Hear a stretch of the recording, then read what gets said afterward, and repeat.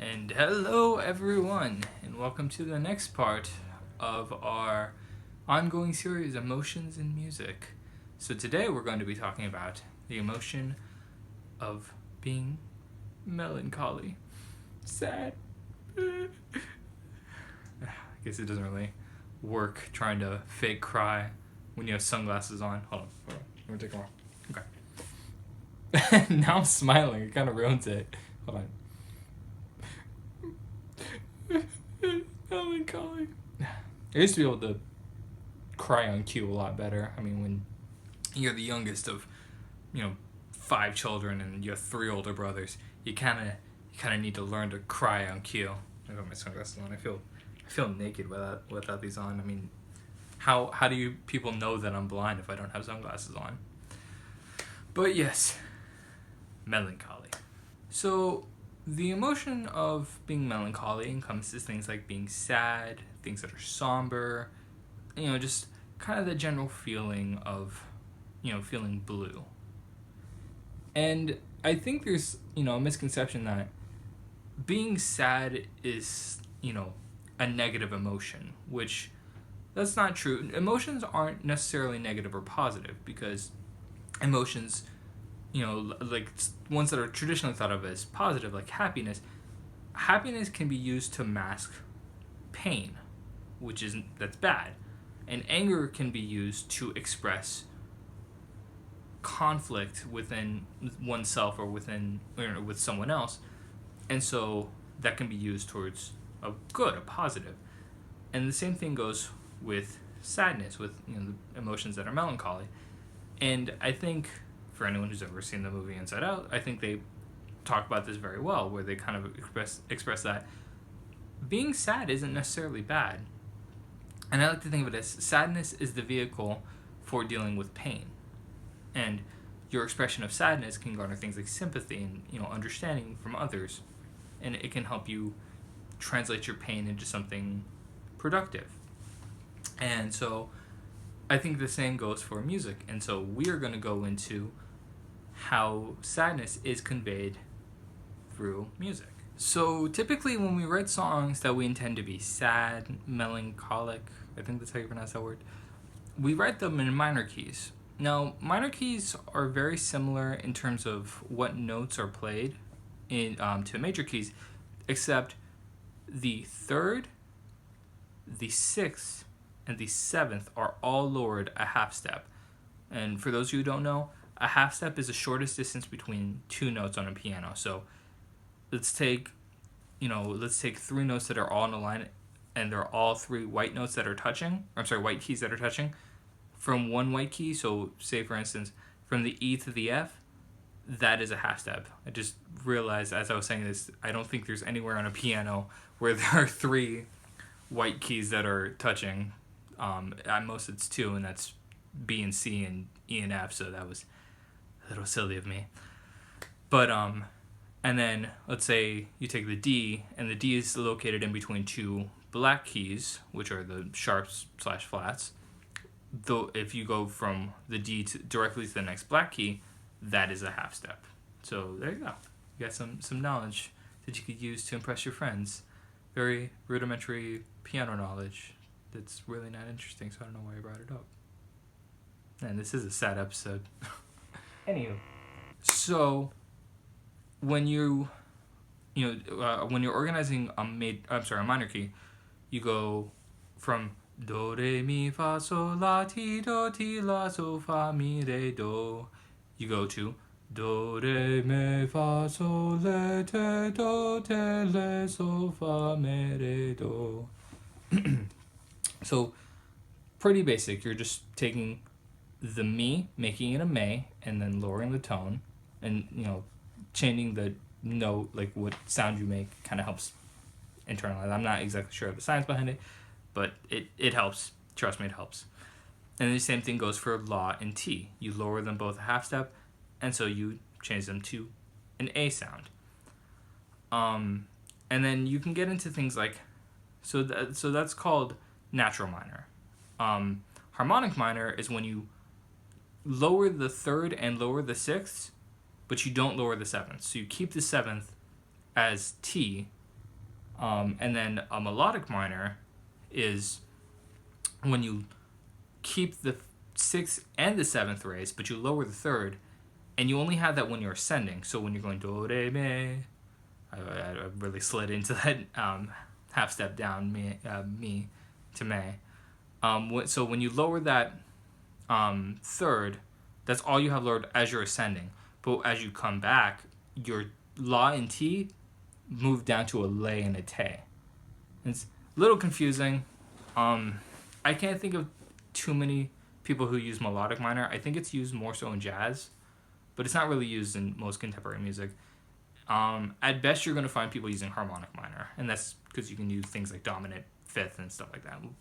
Whatever, it's not important to this discussion.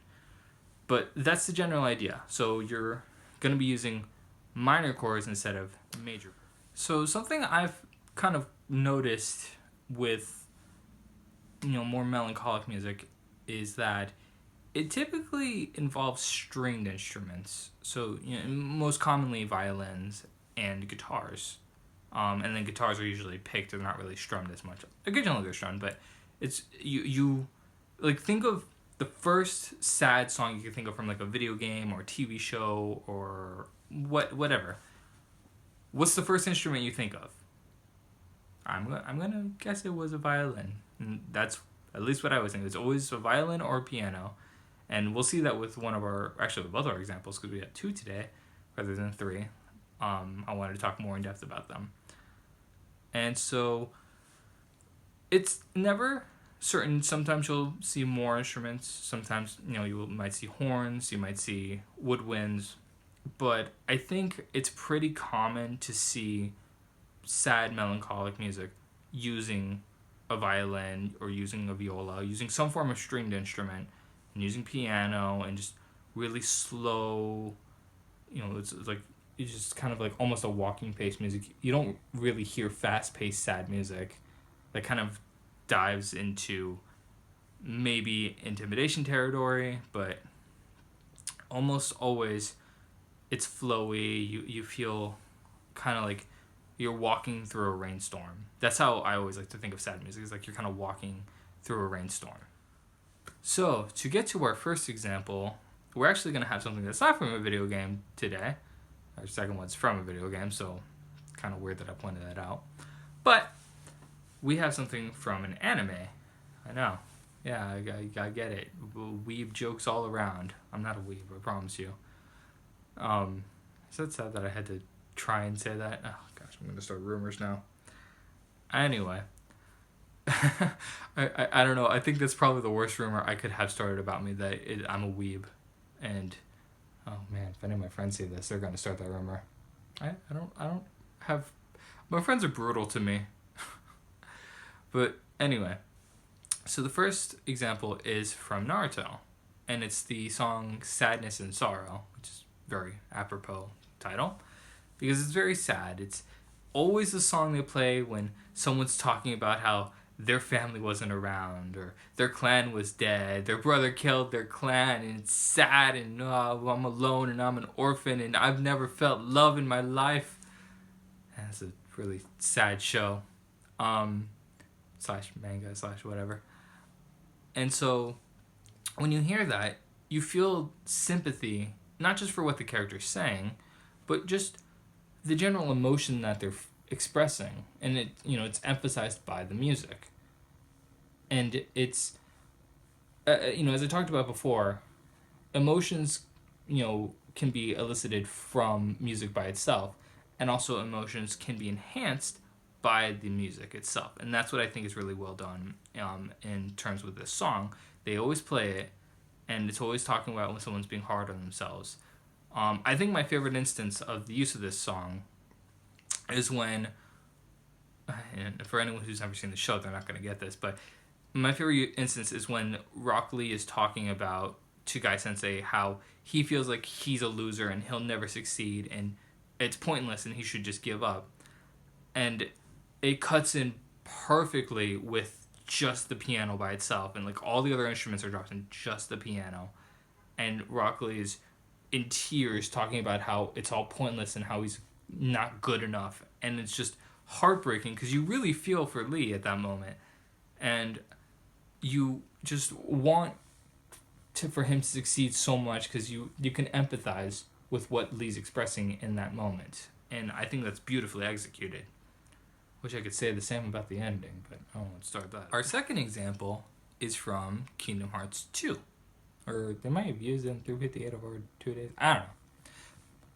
The point is, it's Roxas' theme. Now, Roxas is, for anyone who's never played the game, I guess is a spoiler, but the game came out in 2005, so if you haven't played it by now, you're probably not going to play it. Roxas is Sora's nobody, and so he's kind of the opposite side of Sora, and he's more sad. Like, I think they even, in his Kingdom Hearts wiki page, they refer to him specifically as, like, Melancholy, so pretty perfect. And if you listen to his song, his theme, it's very somber, it's slow, it's, descending passages of pianos with, I think, some string accompaniment, like I said. And it really speaks to Roxas's character about how he feels alone and he doesn't really understand who he is or what he is. And he wants to understand it so bad, but he doesn't really know who can help him. And it's like that old expression, being alone in a crowded room, and and that's that's what I call that song personally. Being alone in a crowded room, because that's really what it feels like when you hear that song. Like, there's so much going on, I feel, in that song, and yet at the same time, there's just one thing standing out, and just kind of feels like it's by itself. And I think that's how Roxas's character is too, and that's kind of the emotion that's being conveyed with Roxas's character. And the music is basically speaking who he is as a person without saying who he is as a person. And it's really well done. And if you haven't listened to the Kingdom Hearts soundtracks, they're absolutely magnificent. I couldn't recommend them more highly. They have absolutely great sound design, at least from a composition standpoint. And really, Square games in general have magnificent, I know I said that, but I really can't say it enough. I can't praise their sound composition enough when it comes to individual characters, and I'll get into that more when I get into a later video. Ooh, foreshadowing. But it's really important to keep in mind that it is basically telling you the story of Roxas without uttering a single word. And that's incredibly powerful. Anyway, guys, that is it for today. Sorry to end on such a sappy note. It's so powerful. Whatever. Anyway, next week we are going to be covering the next emotion, which, if you don't know, you can watch the first video, or you can just wait till I tell you right now. And the next emotion is going to be serene. Relax. So, just lie back, relax, put this video on, and just kick your feet up and get ready to be calm after being so sad. But you gotta be sad for a week. You gotta wait. You gotta wait till next week. So you gotta be sad this entire week, and then next week you can be calm. Okay? So you gotta be sad for an entire week. But you gotta wait your happiness, so there you go. Alright. I'll stop. I'm being ridiculous. That's when we know it's time to end the video. Anyway, thank you for watching. I'll see you on the flip side.